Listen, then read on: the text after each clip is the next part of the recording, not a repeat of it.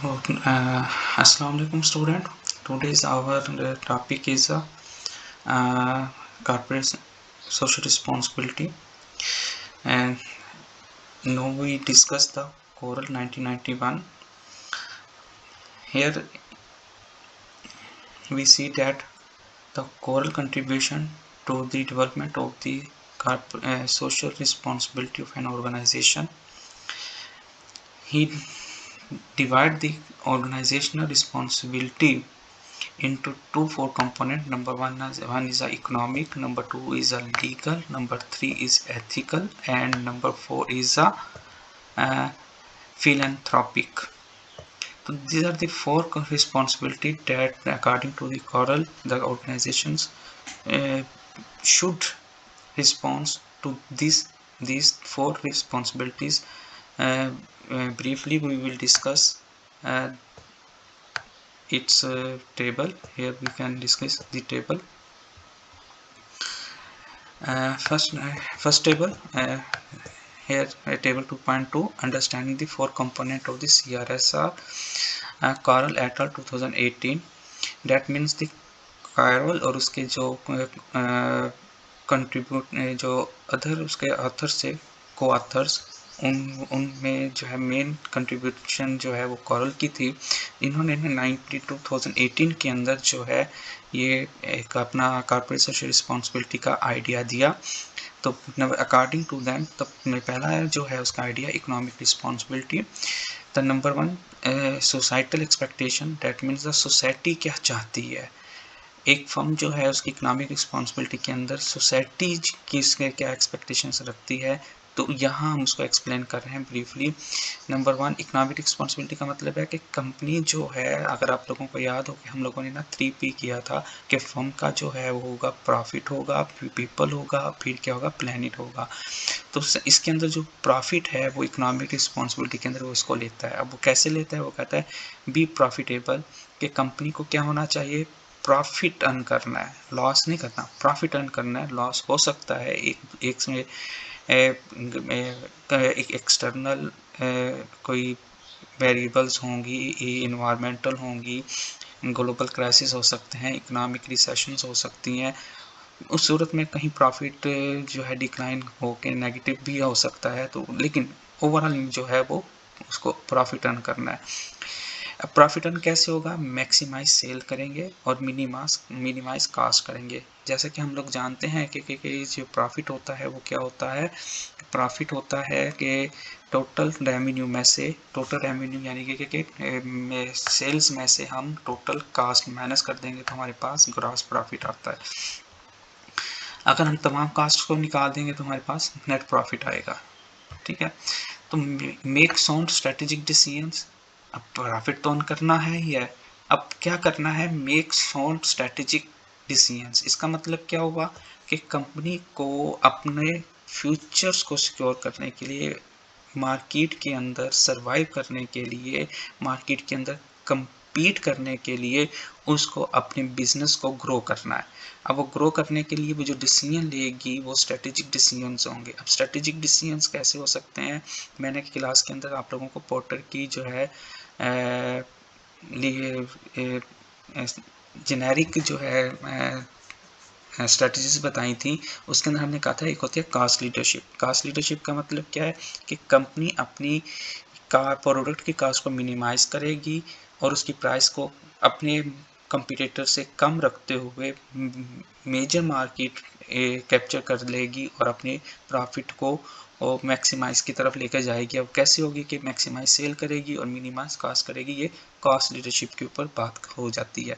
Number two क्या था, हमने ये कहा था डिफरेंशिएशन कर सकती है. अब वो डिफरेंशिएशन क्या हो सकती है कि कंपनी की कास्ट तो कम नहीं होगी लेकिन उसकी जो प्रोडक्ट होगी, उसकी जो फीचर्स होंगी वो यूनिक होंगी, प्रीमियम होंगी उनसे जो उसके कंपटीटर नहीं दे रहे, और वो स्पेसिफिक मार्केट को सर्व करेगी इस हवाले से.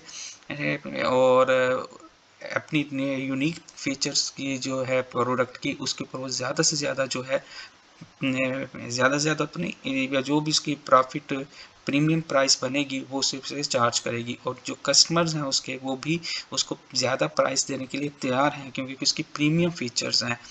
तो यहाँ पे हम इसको देख सकते हैं, इसके अंदर एक्सप्लेनेशन कर सकते हैं। बी अटेंटिव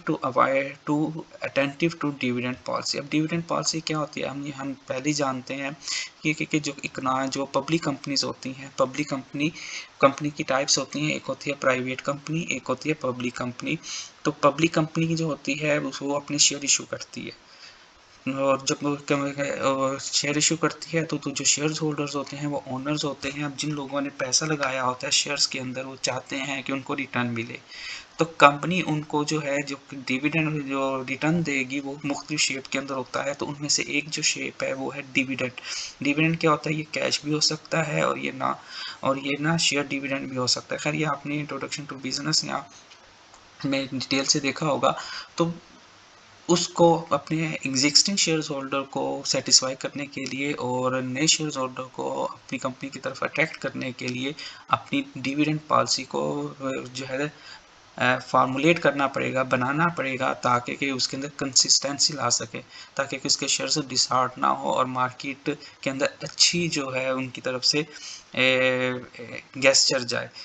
आगे है provide the investors with the adequate and attractive returns on their investment. Again वही कि ये मकसद क्या है कि जो एग्जिस्टिंग शेयर होल्डर हैं, इन्वेस्टर्स हैं, वो भी और जो नए आएंगे उनको भी अट्रैक्ट करना है कि ताकि कि वो इस कंपनी के अंदर अपना पैसा लगा सकें, ताकि कंपनी को जो फाइनेंस की नीड्स हैं वो पूरी होती रहें।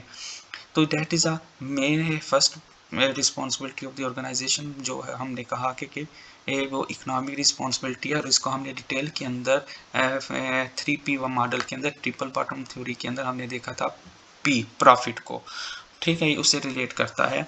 सेकंड है उसकी लीगल रिस्पॉन्सिबिलिटी। इसके अंदर क्या है, requirement of business by the society. Again वही चीज़ है कि सोसाइटी क्या चाहती है किसी ऑर्गेनाइजेशन से, लीगल रिस्पॉन्सिबिलिटी को कैसे फुलफिल करेगी। तो सोसाइटी ये चाहती है उससे कि ओबे ऑल लॉज।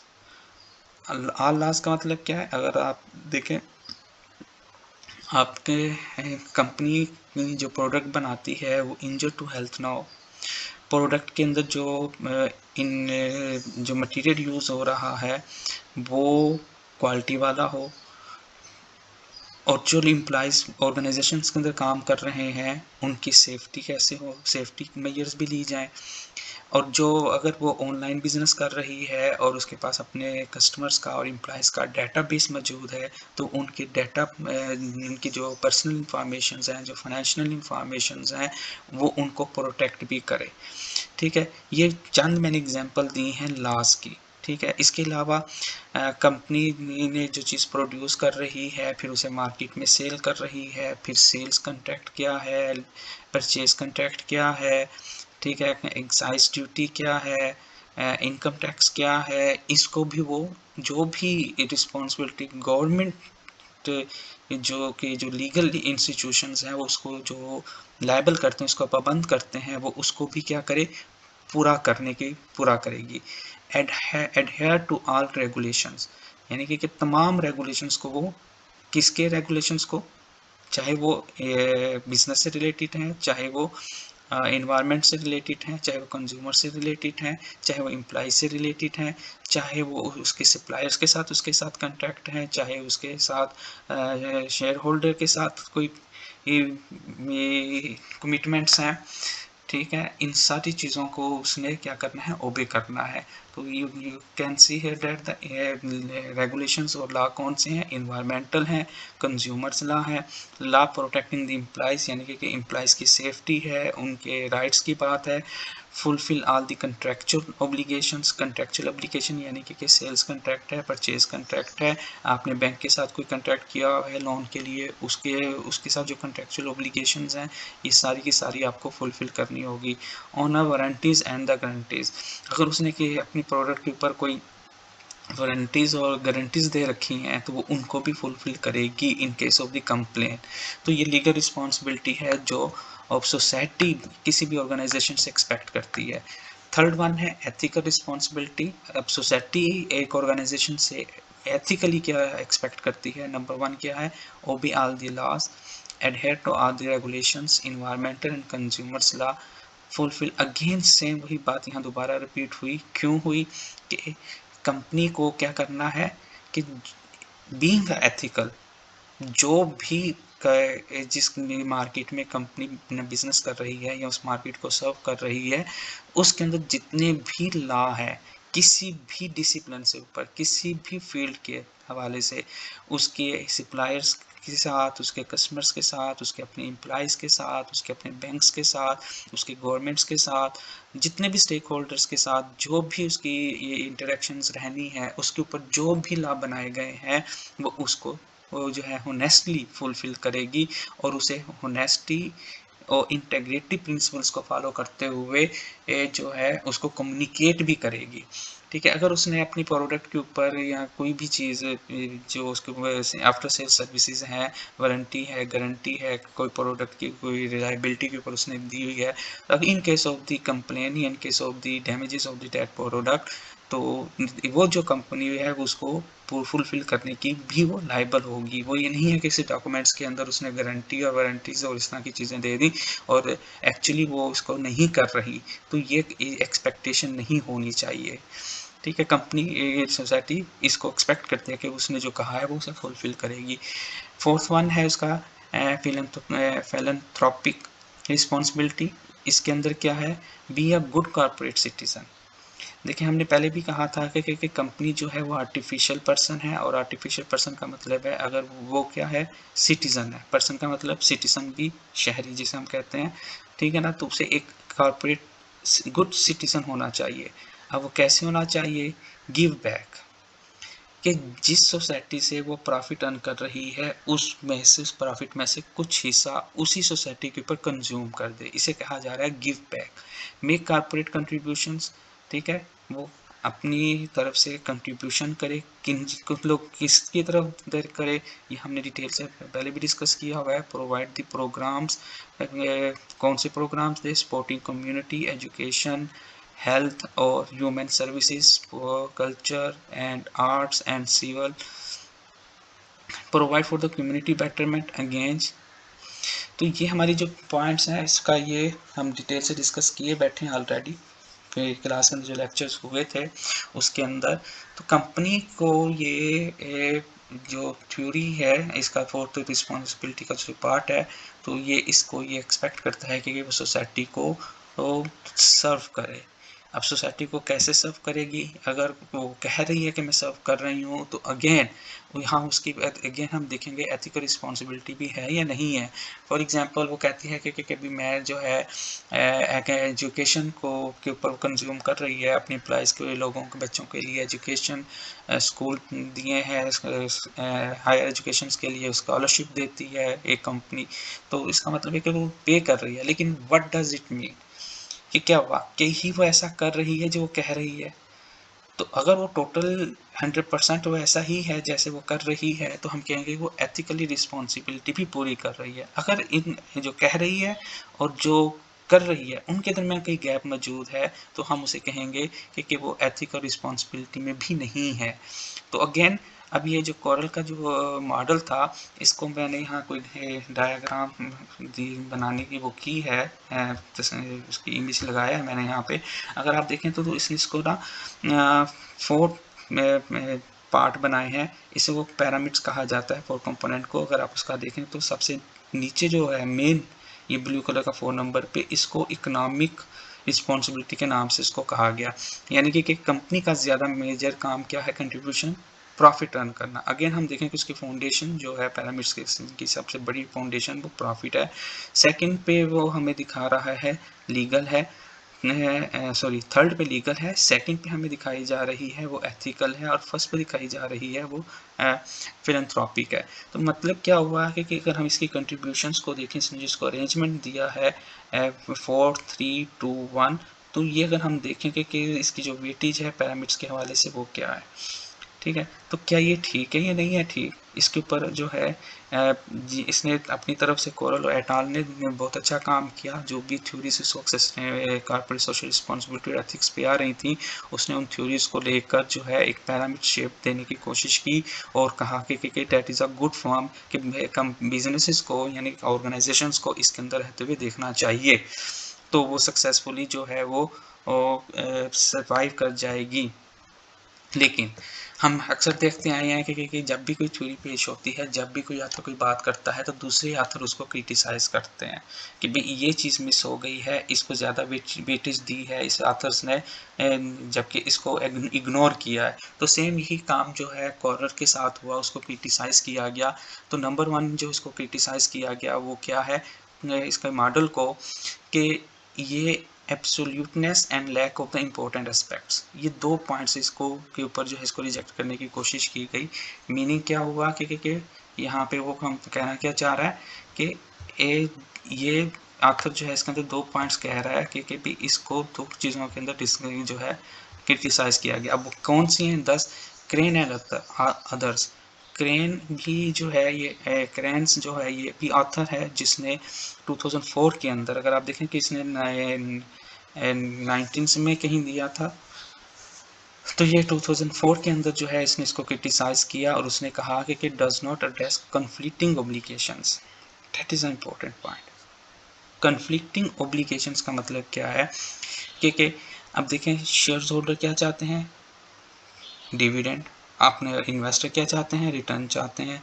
स्टेट क्या चाहती है, कंपनी से टैक्स लेना चाहती है, ठीक है। और स्टेट क्या, ये लीगल इंस्टीट्यूशंस क्या चाहते हैं कि कंपनी को जो है पूरे जो लॉज हैं और रेगुलेशंस हैं उसको फुलफिल करना चाहिए।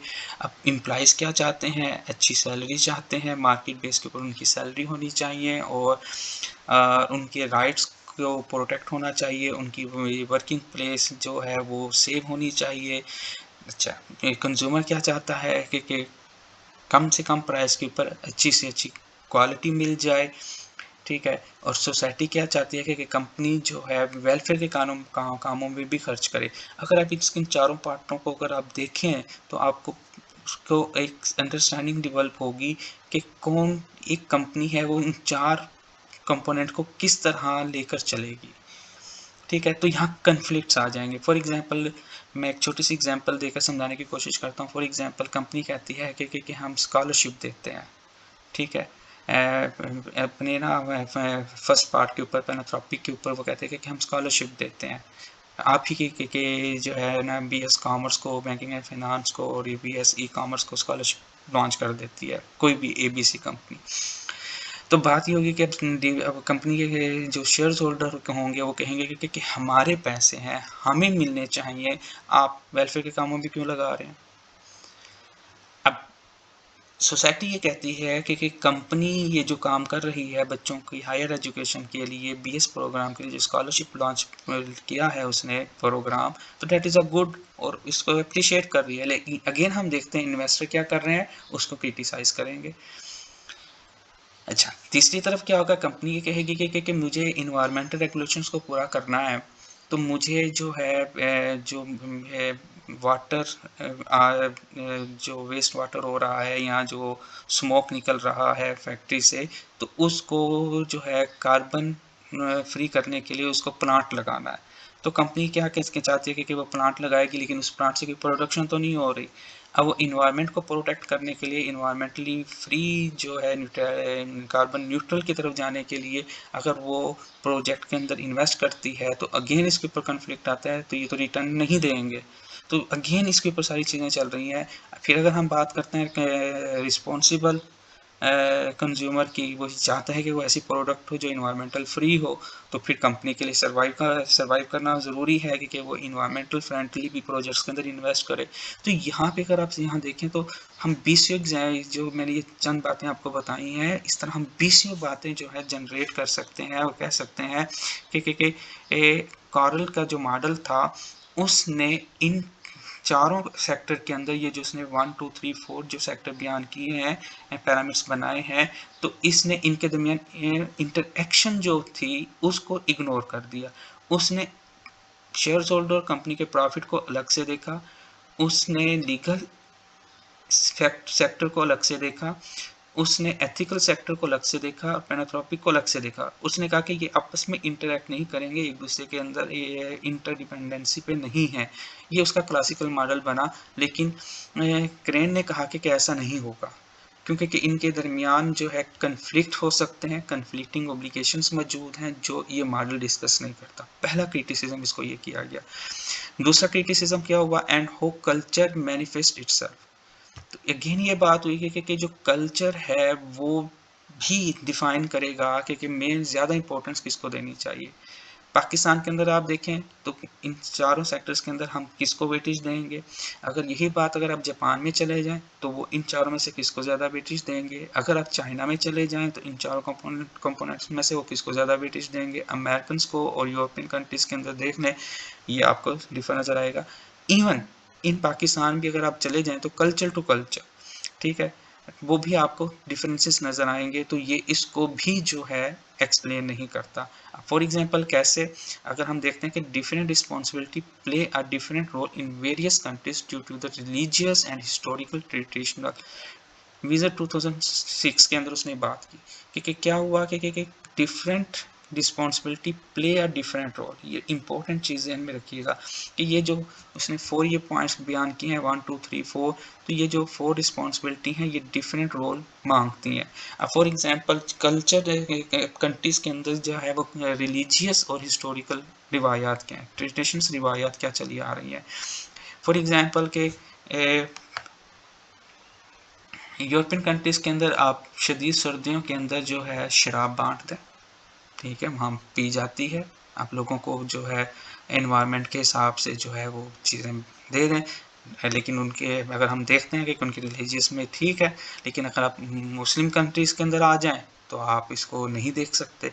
अब जो भी वो रोल प्ले कर रहा है किसी भी रिस्पॉन्सिबिलिटी के अंदर, अगेन ये इम्पैक्ट करेगा कि वो उस मार्केट के अंदर जो जहाँ कंपनी काम कर रही है उसके रिलीजियस हिस्टोरिकल कल्चर्स क्या रहे हैं, ठीक है। अब बात आती है कि एक इंटरनेशनल कंपनी है वो अपने मुल्क के अंदर उसको उसका कल्चर और है, पाकिस्तान के अंदर आती है तो पाकिस्तान का कल्चर और है, तो इसके हवाले से भी इसको देखना है। तो यही वो बात कर रहा था, यहाँ देखिए ना कि how culture manifest itself.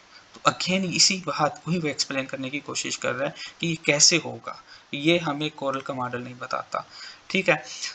On his return applied Corners model to the African context। अब ये एक्सप्लेन करने की कोशिश करें कि अफ्रीकन कंटेक्स्ट के अंदर हम अफ्रीकन कंट्रीज़ के अंदर देखें और नोट देखें कि just like in the European case के यूरोप का केस एक यूरोपियन रीजन है और एक अफ्रीकन कल्चर है, तो वहाँ पे different layers of the model had varying significance.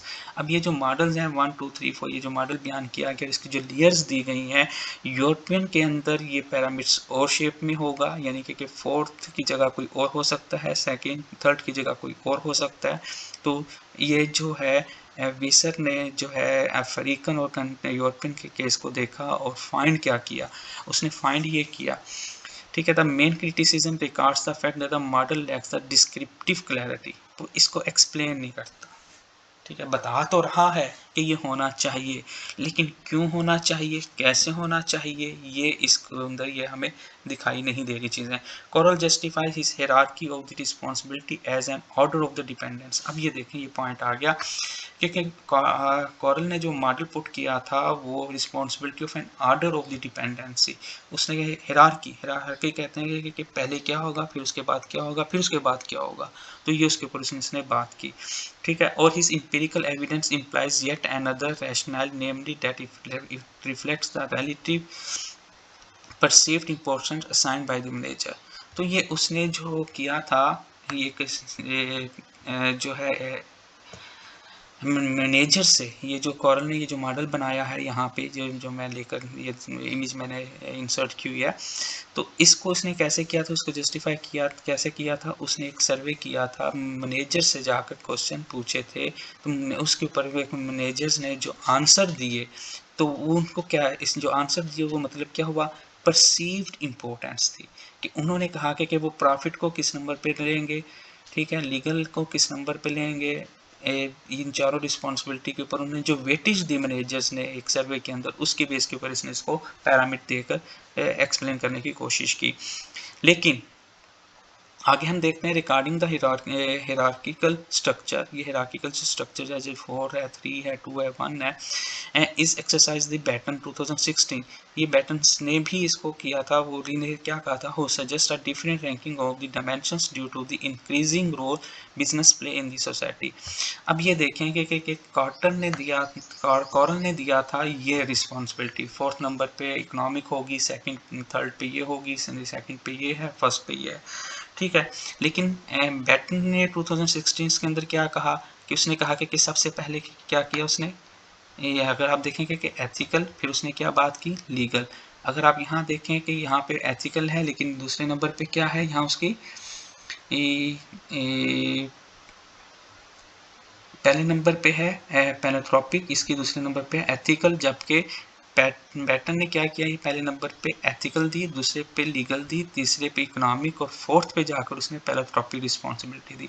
तो अगर आप देखेंगे कि इसकी ये जो 1 थी ये 4th बन गई। तो अगेन देखेंगे पैटर्न 2016 के अंदर जो पैटर्न स्कॉलर्स था उसने इसकी जो हायरार्की थी वो चेंज कर दी। एट द सेम टाइम नेल्बन एंड के लैबी 2014, ये 2014 के अंदर ये 2 स्कॉलर्स थे, इन्होंने भी काम किया। उन्होंने कहा कि Carroll was trying to establish an umbrella concept for the relationship between the business and the society. ये क्रिटिसिज्म कर रहे हैं कि उन्होंने अम्ब्रेला कंसेप्ट दिया है। Has the result he missed the recent development in the field of the sustainability that integrate the social, economic and environmental aspect। ये इसका 4th जो है ये क्रिटिसिज्म हमारे सामने आया, जो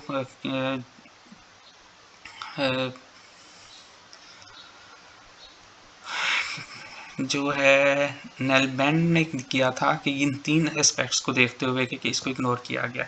despite this criticism we can conclude that all the misgivings of the model is due to the changing in. अब बात यह है कि हम ये सारी क्रिटिसिज्म मान रहे हैं, ठीक है। ये क्रिटिसिज्म है क्यों, चेंजिंग इकोनॉमिक इन्वायरमेंट, क्योंकि उस वक्त जो कॉरल ने मॉडल दिया उस वक्त बिजनेस और इकोनॉमिक इन्वायरमेंट और थी और आज और है। तो हम ये देखते हैं कि वक्त के साथ साथ जो है कॉर्पोरेट सोशल रिस्पॉन्सिबिलिटी मॉडल या एथिकल रिस्पॉन्सिबिलिटी जो है वो चेंज हो रही हैं। वो हमने पहले ही लेक्चर से ये कह रहे हैं कि अभी तक इसके अंदर डेवलपमेंट हो रही है। अब कैसे हो रही है, वो कल्चर भी डिफाइन, कल्चर टू कल्चर भी चीज़ डिस्कस हो रही है, सोसाइटी टू सोसाइटी हो रही है, ठीक है, business to business, industry to industry हो रही है। तो अभी इसके अंदर बहुत सी डेवलपमेंट्स हैं। तो आज के अभी इस लेक्चर्स के अंदर इतना ही। तो हम नेक्स्ट लेक्चर्स के अंदर देखेंगे 5 डायमेंशनल कंसेप्चुअल मॉडल। तो आप इस लेक्चर्स को देखें, सुने और अंडरस्टैंड करें। और इसके ऊपर एक छोटी सी असाइनमेंट होगी, वो कौन सी होगी कि डिस्कस दी, मैं यहाँ पे टाइप कर देता हूँ वो असाइनमेंट जो आपने करनी है। आपने असाइनमेंट करनी है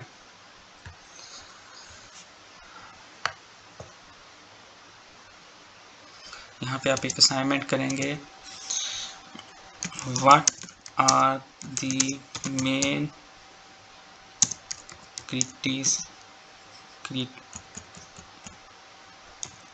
criticism points on the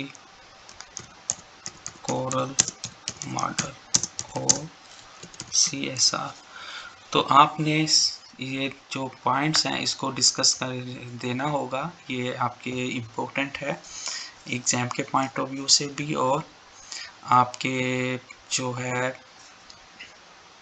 LMS के ऊपर भी ये ऐसा होगा। लेकिन आपने इसको मैक्सिमम 200 वर्ड्स तक लेकर जाना होगा, इससे ज़्यादा आप इसको नहीं देंगे, ठीक है। That is your assignment.